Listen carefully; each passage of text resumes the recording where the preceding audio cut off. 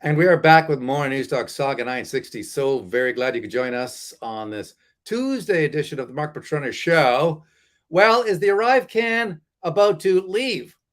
Well, some say that it is on the bubble.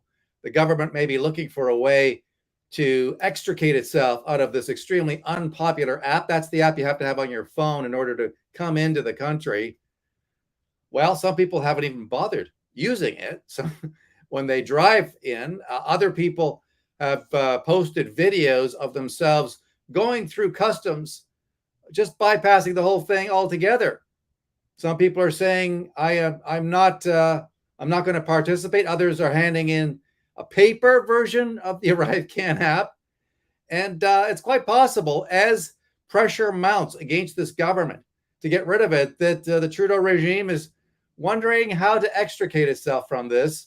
One guy who's aware of that is BJ Dichter, our friend, Convoy Communications organizer, also a frequent guest on this show. Always great having BJ on the show. Welcome once again, Benjamin. It's a pleasure to be here as always. How are you, Mark? Excellent, thank you. And I'd be even better if they got rid of this Arrive Can app. Now, it's your understanding that the government wants to extricate itself. We're seeing some stories from the left-wing media suggesting to me that the Trudeau regime has actually been leaking stuff to the likes of Althea Raj and other left-leaning reporters and sycophants, friends of the regime, suggesting that the Arrive Can app may not be much longer around. What are you hearing? Well, it's funny you mentioned Althea because there was an event I attended a couple of years ago and gave a speech, and Althea tried to pull me aside for an interview, and asked her, "Who do you work for?" And she said the CBC, and I said, "Oh, I'm sorry, I don't do fake news," and I kept on walking. Um, but in terms of Arrive Can, I think. Look, since I've been back in the truck, as you know, I had a broken ankle for quite a while. I haven't been asked for my Arrive Can QR code one time crossing the border. And from what I'm understanding from other truckers, it's exactly the same thing. It's as though it doesn't exist. And it seems to be that even the government bureaucracy that is supposed to enforce this is even fed up with the blackface regime. It's done nothing but made the border impossible. You saw what it did to the airports. And they're just not going to stand for that at the border crossing where trucks are coming. Then there would be a line for 4 or 5 hours or longer, just like when the border agents went on strike. Remember that? We all forget that they all went on strike in unison and shut down the border. And after 5 or 6 hours, the Trudeau regime came back begging and pleading for them to get back to work. So it seems to be that relationship with the Trudeau regime has inverted, and that he's just a lame duck prime minister at this point, and everybody knows it. Here's a story in the Toronto Sun. Arrive Can to be optional. Other COVID travel measures gone in weeks. What? Optional. Who would? Yeah, I don't get that. I mean, why would you make something that unpopular? Who would opt? Who would choose to put this app on the phone? Just part of the story here in the Sun. The Arrive Can app may no longer be mandatory, and other remaining travel requirements and restrictions for air travel in Canada could soon be removed. If all goes well, masking could even be made optional within a few weeks. All right, so my question to you is what's going on here? This began as a trial balloon floated by the Trudeau regime in the Toronto Star. And now here's the Toronto Sun's Brian Lilly picking it up. What's going on here? Well, I think that is their best attempt, from a marketing position to save face, to say that, what are they going to say? Oh, this failed and this was a disaster like everything else we've done. They can't say that publicly, but they know the backlash is overwhelming and is coming from all sides of the political spectrum. So what are they going to say? Oh, we're going to keep this. And if you decide you need it and you want to use it, but we're not going to make it mandatory. Like, you know what? Suck it up, buddy. You failed with all of these policies and everybody knows it. I think that's all you're seeing. Even Joe Biden, president of the United States, now coming out and basically saying, look, the pandemic is over. The problem is, my understanding is foreigners still need to be jabbed in order to get into the United States, which is certainly uncomfortable. Now, you happen to be jabbed, but you are pro-choice as far as shots are concerned. Do you understand what the rule is getting into the States? I mean, are your unvaxxed colleagues allowed to cross into the United States? I think Joe might be suffering from dementia. I know that's a big surprise to everybody, but when I traveled, for these past several months, maybe that's the policy getting into the United States, but I was never asked for my vaccine status when I went into the US. And this is going back to March. When I went in March the first time, I had my documents printed out, and I asked the Air Canada stewardess. I said, "Do I need to show you this?" She's, "No, don't worry about it." And then I was never asked about it one time, and that was in March. And from March until I was away from March until June, I hardly saw any masks of all the countries I was in. I was in multiple countries, as you know. I was in multiple airports. The only time there was any sort of enforcement was in Colombia the first time I went there in the beginning of April, and they dropped it a week later, and then it was just like the rest of those back to normal, like everywhere else. So for 4 months or 3 months, I didn't see masks, I didn't see mandates, I didn't see any restrictions, socialism, distancing, none of that nonsense. And then, when I flew back to Canada, it was like the Twilight Zone. The stewardess says to me, "Oh, you have to have a mask." And I legitimately said, "Why?" I had no idea, because COVID had been out of my realm for 3 months. She said, "COVID." I said, "What are you talking about? The pandemic's over." They're like, "No, the restrictions in Canada." I'm like, "Oh, so the one country in the world where you have blackface in charge, the authoritarian restrictions are still there, but the entire world, Mark, the entire world has moved on, save and except a few countries in Asia that are still quite strict, but all of Latin America and all the United States, they had moved on. I mean, Joe is just figuring this out now. He's not exactly quick on the uptake, but this was the case, 4 or 5 months ago. And I mean, you've seen Yeah. what it's like down there. And here is Joe, by the way, talking to Scott Pelley, I think it is, Yeah. about the pandemic. Let's listen. Mr. President, first Detroit Auto Show in 3 years. Yeah, Scott Pelley. Is the pandemic over? The pandemic is over. We still have a problem with COVID. We're still doing a lot of work on it. But the pandemic is over. If you notice, no one's wearing masks. Everybody seems to be in pretty good shape. And so I think it's changing. And I think Joe. this is a perfect example of it. So even Joe Biden, Benjamin, has figured it out, but Justin Trudeau hasn't, because it wasn't long ago. It wasn't long ago that he said the pandemic is not finished with us yet. And his health minister was talking about the need perhaps to have 90-day updates. Forget about this 6 to 9 months business anymore. This is about updates every 90 days. What's going on here? Why the dissonance? Why this yawning gap between what Justin Trudeau and his minions are saying and what everybody else is saying? Why Canada? Why does Canada stay locked in to this pandemic quagmire of the prime ministers? Well, the first thing is I look at Joe, and the first thing I think is, boy, somebody's got to get him a walker, because he's going to fall down any second now. Like, I feel bad for the guy.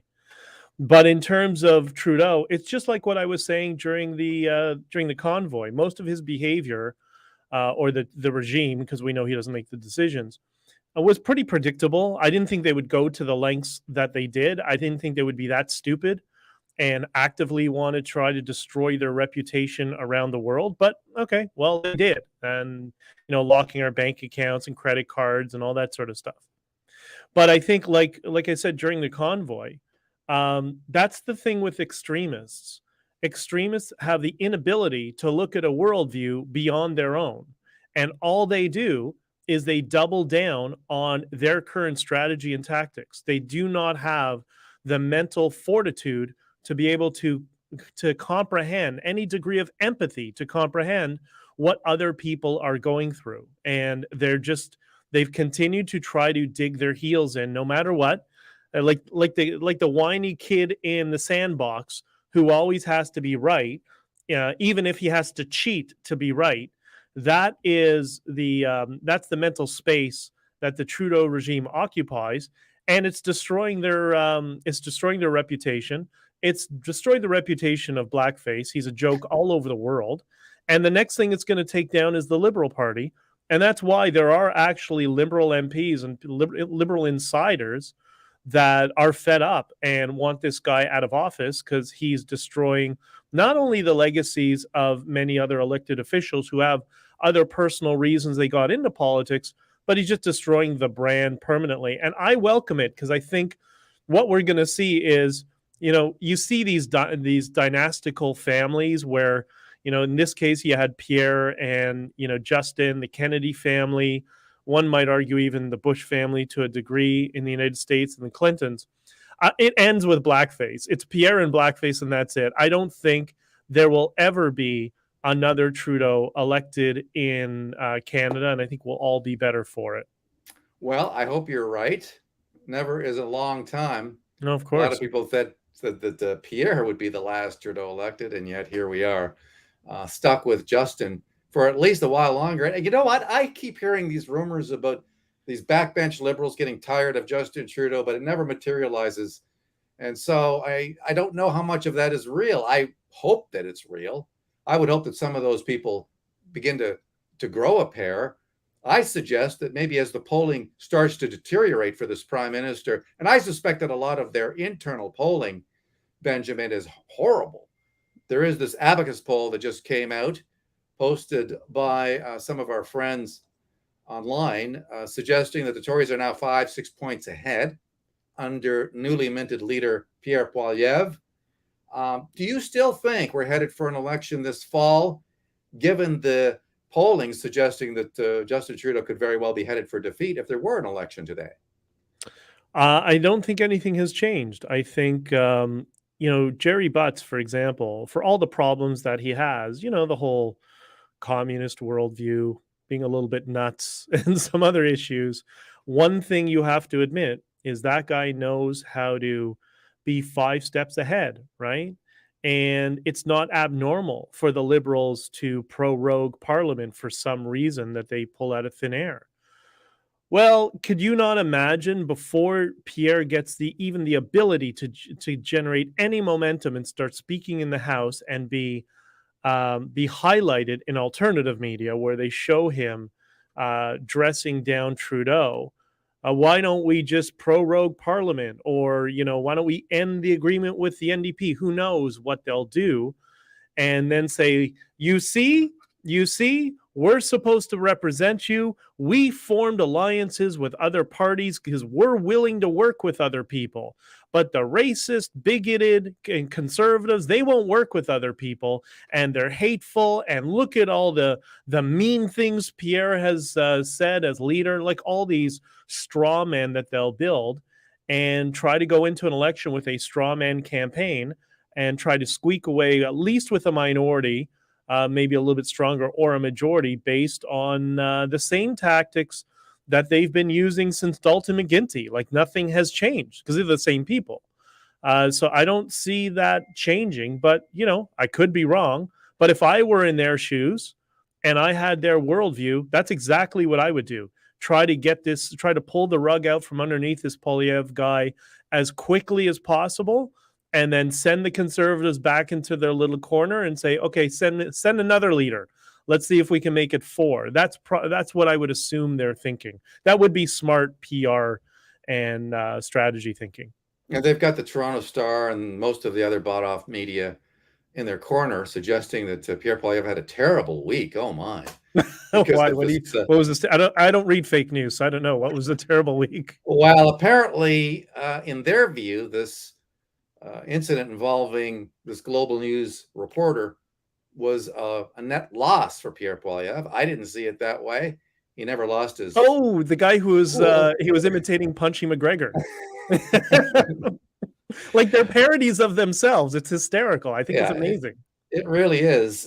There's also this documentary, I suppose, that you were kind of poking fun. This is the CTV documentary in which I guess portrayed you people. When I say that, I'm obviously referring to the convoy people and its supporters in a very negative light. And you sort of played this up as, let's watch this thing and make fun of it. That was your take on it, was it not? Well, I was just doing a test on the weekend to set up a live stream for this weekend. But if you're around, Mark, join us. You know how we would do the Twitter Spaces together with a whole group of people. What I thought we would do, since nobody watched Punchy McGregor's fake documentary, I thought let's give him some views and let's all get together and watch it and then dissect it. Right? This is a very common thing that happens in alternative media space, and I thought this would be a great opportunity for us just to, one by one, dissect all the lies or the scary music, or when it goes to black and white, like all these, these persuasive tricks that they use to try to emotionally manipulate their audience, because all they do is lie to and emotionally manipulate their audience. Benjamin Dichter joining us on Saga 960. Benjamin, of course, was a key communications expert and disseminator of information during the convoy. He's also an actual trucker. And that gives him sort of a ground level view of what's going on with the economy. Now, you and I have spoken about this in the past, and you've kept a close eye on the signs that we could be headed into a recession. I mean, officially, well, I want to say officially, but apparently the definition of a recession has actually changed in the United States now that it actually has met the criterion, 2 straight quarters of negative growth. Well, now apparently that definition no longer applies. In an era where we grow the economy from the heart, so it all makes sense. We're going to grow the economy from the heart out. Yes. Okay, so you're seeing signs that tend to point towards maybe even not only a recession, but a dramatic downturn beyond 2 straight quarters. Tell me about those signs that you're seeing. Well, from the ground level in the transport sector, we had discussed this. I don't know if it was last time or a couple of times ago when we were speaking together, and I explained that what I'm involved in is one area, the commodities, and so paper is the carrier that I work with, and we saw a 50% drop year over year from August to August of 2021. So 2020 to 50% drop in loads going into the United States. And we had discussed, I said, we do sometimes see a little bit of a drop, not this dramatic, but there's a rebound usually in September. Right? August is traditionally a slow month for all sorts of businesses all over the economy. But we're halfway into September, and that rebound hasn't transpired. It's actually continued on a downward trajectory, to the point that the carrier that I'm with, there's various departments. There's containers, there's fuel, there's what's called box trucking or trailer, and I got a message, a whole bunch of truckers get a message from dispatch saying, yeah, it's really slow again in the trailer sector.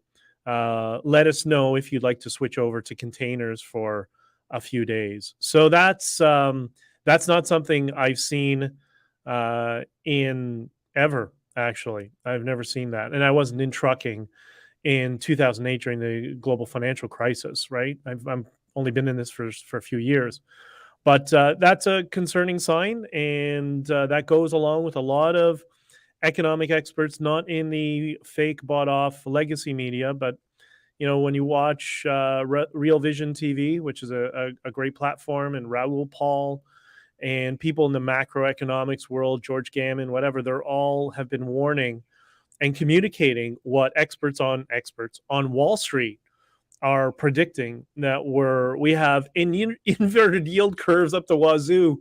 It's crazy that every economic metric shows that we have a disaster coming in.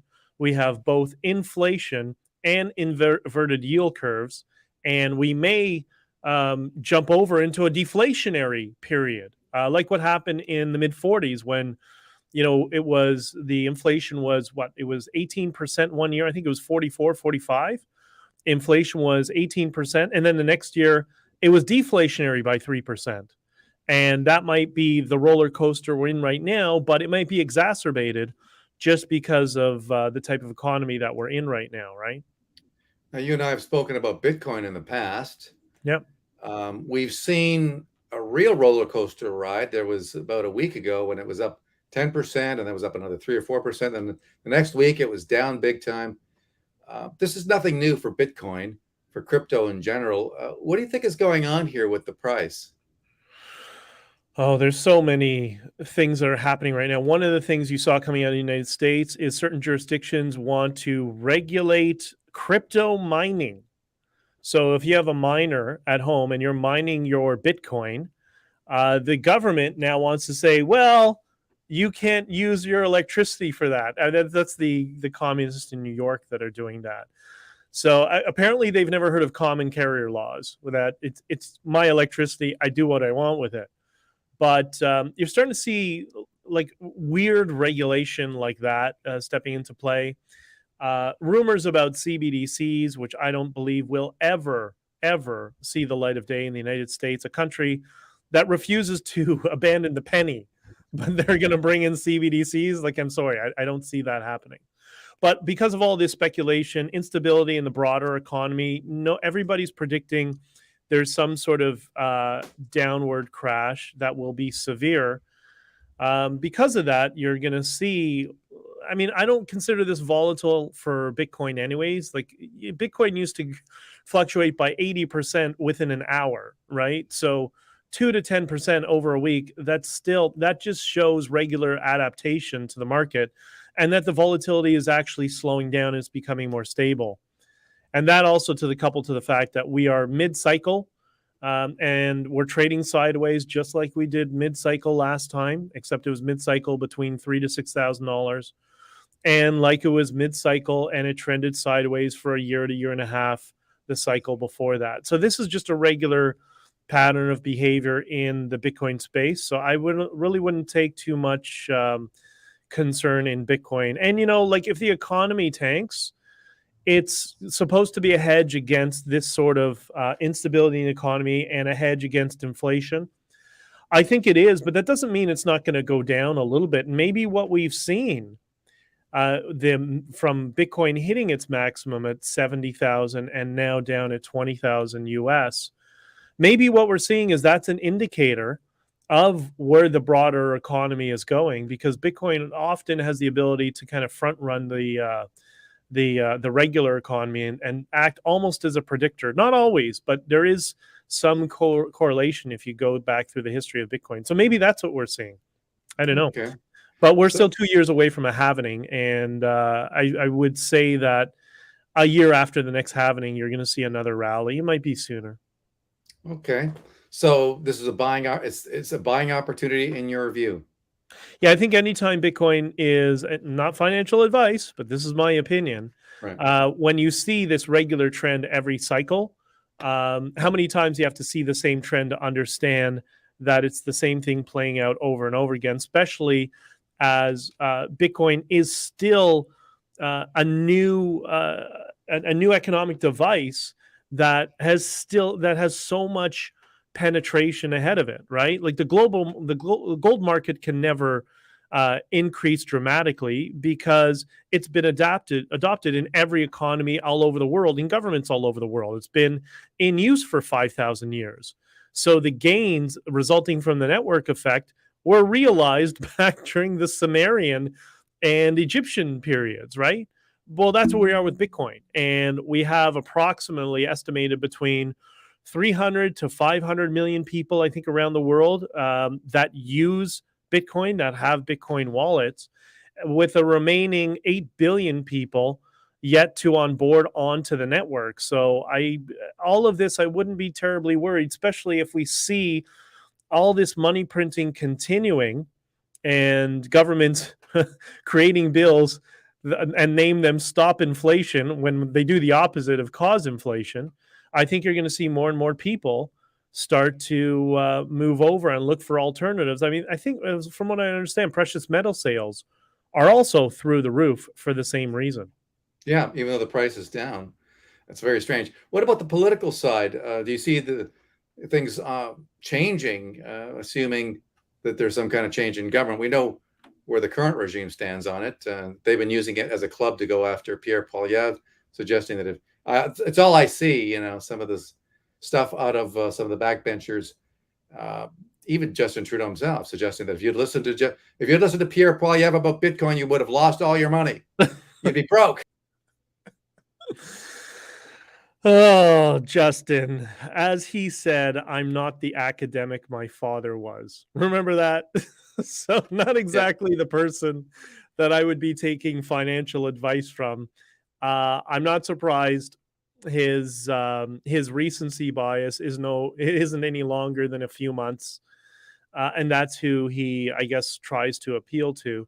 But for those of us who've been in the Bitcoin market, or at least have the ability to zoom out at the chart and say, hey, there was a history before 6 months ago, then you get a very different look. So when Justin Trudeau was elected, the price of Bitcoin was $400. It's now $20,000. So if you had bought Bitcoin as a hedge against blackface, you would have done really well. And I think that trend is going to continue. And unfortunately, we keep electing these morons who have the inability to articulate an argument and understand really in-depth concepts. BJ Dichter, thank you so much for coming on the show, Benjamin. Always a pleasure. All right, brother. We'll see you soon. All right. Let's wrap things up for the day. Thank you. Why don't we do that? Thank you for tuning in, my friends. Let's do it again soon. So in the meantime, stay safe, be strong. Bye-bye for now. Bye-bye.